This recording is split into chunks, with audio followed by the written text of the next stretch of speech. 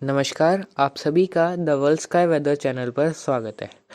आज की वीडियो में हम बात करने वाले हैं कि जो सिस्टम अभी फ़िलहाल उत्तरी मध्य प्रदेश और आसपास के क्षेत्र पर बना हुआ है, इस सिस्टम का इम्पैक्ट अगले 2 से 3 दिनों के दौरान किन राज्यों पर कितना रहेगा, कहां-कहां इस सिस्टम की वजह से भारी बारिश की गतिविधियां देखने को मिलने वाली है और किन क्षेत्रों में तेज़ हवाएं इस सिस्टम के प्रभाव से देखने को मिल सकती है। इसके अलावा अब बंगाल की खाड़ी में एक के बाद एक बनने वाले लगातार सिस्टम के बारे में भी इस वीडियो में जानकारी देंगे कि वह सिस्टम कब बनेंगे और किन सिस्टम का ट्रैक किस प्रकार रहेगा और उन ट्रैक्स के अनुसार किन राज्यों में कितनी बारिश की गतिविधियां देखने को मिलेगी। इसके अलावा अरब सागर और बंगाल की खाड़ी में चक्रवर्ती तूफान के बारे में भी इस वीडियो में जानकारी देने वाले हैं, तो आप सभी इस वीडियो को पूरा ज़रूर देखिएगा और अगर आपको ये जानकारी अच्छी लगे तो इस चैनल को सब्सक्राइब भी ज़रूर करिएगा। फिलहाल सबसे पहले उत्तरी मध्य प्रदेश के आसपास के क्षेत्र पर बने हुए सिस्टम के बारे में बात करेंगे। तो फिलहाल उस सिस्टम की स्थिति की बात करें तो वह सिस्टम झांसी के आसपास के क्षेत्र यानी कि दक्षिणी उत्तर प्रदेश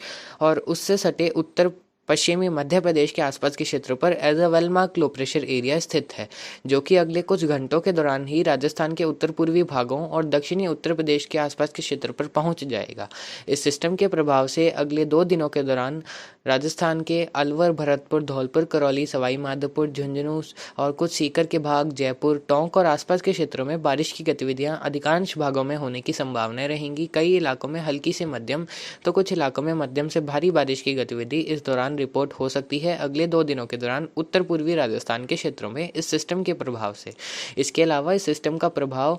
हरियाणा के हिसार, महेंद्रगढ़, नारनौल, चरखी दादरी, फरीदाबाद, भिवानी, रोहतक, पानीपत, सोनीपत, अंबाला और आसपास के क्षेत्रों में भी हल्की से मध्यम बारिश के रूप में देखने को मिलेगा। कई इलाकों में इस दौरान हल्की से मध्यम बारिश हो सकती है, यानी कि 20-25 मिलीमीटर से 40-45 मिलीमीटर के बीच इन 2 दिनों के दौरान टोटल एक्यूमुलेशन रेनफॉल का इन क्षेत्रों में देखने को मिल सकता है। जो एक्सट्रीम साउथ ईस्ट हरियाणा है, जिसमें हम बात करें महेंद्रगढ़, नारनौल, फरीदाबाद, गुरुग्राम और आसपास के क्षेत्र, यानी कि जो उत्तर प्रदेश और उत्तर पूर्वी राजस्थान से सटे हरियाणा के जिले हैं, वहां कुछ स्थानों पर ज्यादा बारिश की गतिविधि यानी कि 80-90 मिलीमीटर तक भी बारिश अगले 2 दिनों के दौरान होने की संभावना रहेंगी। इक्का दुक्का क्षेत्र में इससे भी प्लस में बारिश होने की संभावनाएं रहेंगी।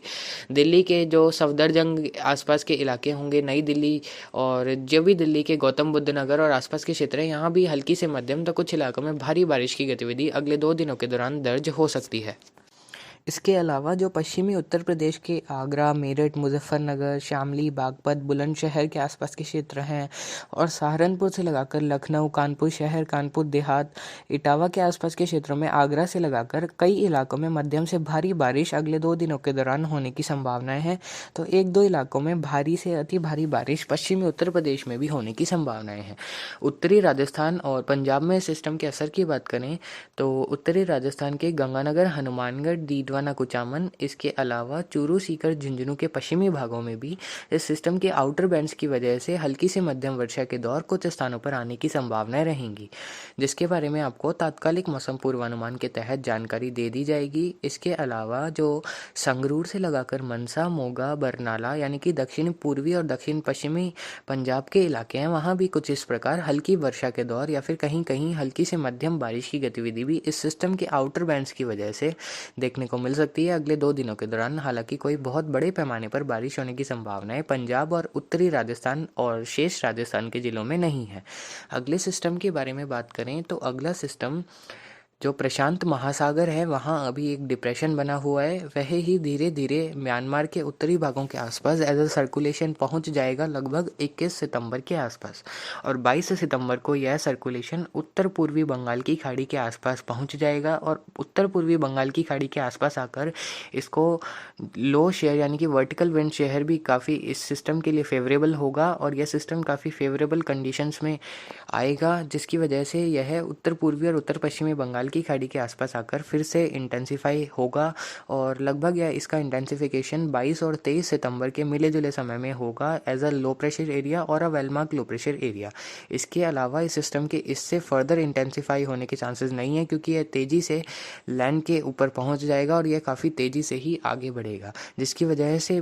22 और 23 सितंबर को पश्चिम बंगाल के कई इलाकों में मध्यम से भारी तो कुछ इलाकों में भारी से अति भारी वर्षा का दौर बढ़ेगा। उसके बाद यह सिस्टम पश्चिम बंगाल से होते हुए झारखंड के दक्षिणी और कुछ सेंट्रल पोर्शन से होते हुए उत्तरी छत्तीसगढ़ और मध्य प्रदेश के आसपास के क्षेत्र पर पहुंचेगा। काफ़ी तेज़ी से यह सिस्टम आगे बढ़ेगा,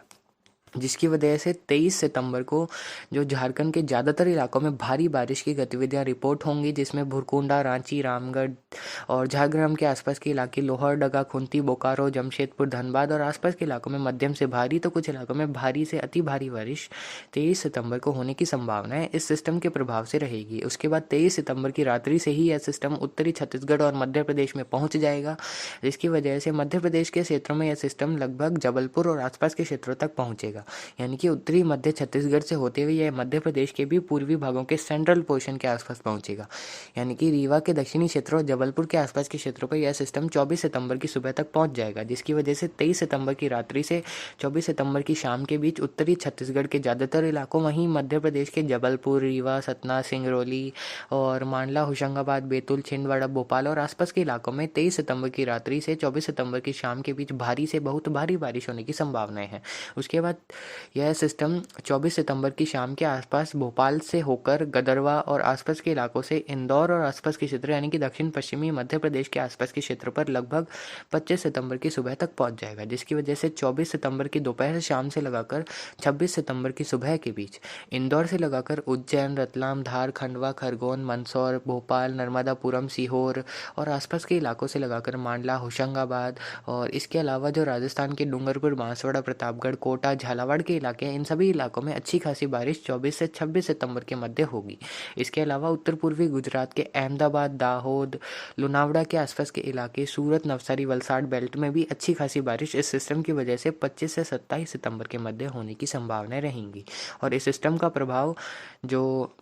गुजरात के अन्य जिले होंगे, इसके अलावा राजस्थान के उदयपुर, कोटा, पाली, जोधपुर संभाग के दक्षिणी इलाकों में भी बारिश की गतिविधियों के रूप में 24 से 27 सितंबर के मध्य होगा। और ठीक इसी दौरान 24 सितंबर से जो संपूर्ण उत्तर भारत के क्षेत्र होंगे, वहाँ पूर्वी हवाओं का चलन बढ़ेगा और संपूर्ण क्षेत्र में पूर्वी हवाएं चलेगी। तो मानसून विड्रॉल के लिए तो फैक्टर्स फेवरेबल है ही नहीं, क्योंकि मानसून विड्रॉल जब होता है तो उत्तर पश्चिमी हवाओं का चलना जरूरी है। हालांकि 24 सितंबर से तो पूर्वी हवाओं का चलन संपूर्ण उत्तर भारत में देखने को मिलेगा। तो 25-26 सितंबर से उत्तर भारत के भी इलाकों में बारिश की गतिविधियों में बढ़ोतरी होगी। पंजाब, हरियाणा, दिल्ली, राजस्थान के कई इलाकों में मेघ गर्जन के साथ बारिश की गतिविधियां शुरू हो जाएंगी। अब नए सिस्टम की बात करें जो 24 से 28 अक्टूबर के मध्य बंगाल की खाड़ी में दिख रहा होगा, वह सिस्टम बनने की संभावनाएं लगभग 60% है और उस सिस्टम के लो प्रेशर से लगाकर डिप्रेशन की कैटेगरी तक जाने की संभावना है। जीएफएस तो इसको डीप डिप्रेशन साइक्लोनिक स्टॉर्म बना रहा है, हालांकि अभी अन्य मॉडल द्वारा इसके लिए कोई संकेत नहीं मिल रहे हैं, इसीलिए हम सोच सकते हैं कि ये 24 से 28 सितंबर के मध्य बंगाल की खाड़ी में एक लो प्रेशर से लगाकर डिप्रेशन बन सकता है, जिसका ट्रैक तेलंगाना, आंध्र प्रदेश से लगाकर महाराष्ट्र और दक्षिणी मध्य प्रदेश और गुजरात के क्षेत्रों की तरफ होने की संभावनाएं रहेंगी। और जब जैसे ही यह मुंबई और महाराष्ट्र, गुजरात के मिले जुले क्षेत्रों के आसपास पहुंचेगा as a low pressure area, उसके बाद इस सिस्टम के फिर से री इंटेंसीफाई करते हुए डिप्रेशन में बदलने की संभावनाएं रहेंगी। जिस प्रकार आप अपनी स्क्रीन पर भी देख सकते हैं, अरब सागर और मुंबई के आसपास के क्षेत्रों पर डिप्रेशन दिख रहा होगा 26 और उसके नीचे लिखा हुआ है 26 सितंबर से 4 अक्टूबर के बीच, क्योंकि अभी जो बंगाल की खाड़ी में सिस्टम बनने की संभावना जताई जा रही है 24 से 28 सितंबर के मध्य, उसके बनने की ही संभावना 60% है। हो सकता है वह सिस्टम ना बने। अगर वह सिस्टम बनता है तो उसका ट्रैक कुछ दक्षिण की तरफ रहने की संभावनाएं हैं और दक्षिण की तरफ रहते हुए मुंबई और आसपास के क्षेत्र तक पहुंचकर एक बार फिर से री इंटेंसीफाई हो सकता है अरब सागर में, और हो सकता है उसके बाद ये साइक्लोनिक स्टॉर्म भी बन जाए। लेकिन अभी ऐसा होगा या नहीं, उसके बारे में आगे वीडियो में जानकारी देते रहेंगे। अंतिम सप्ताह में उत्तर भारत के भी कई इलाकों में बारिश की गतिविधियां 25-26 सितंबर से अक्टूबर के प्रथम सप्ताह तक भी जारी रहेगी। तो फिलहाल अभी की अपडेट के लिए इतना ही। आगे की जानकारी के लिए लगातार बने रहे हमारे चैनल के साथ। नमस्कार, जय हिंद, जय भारत।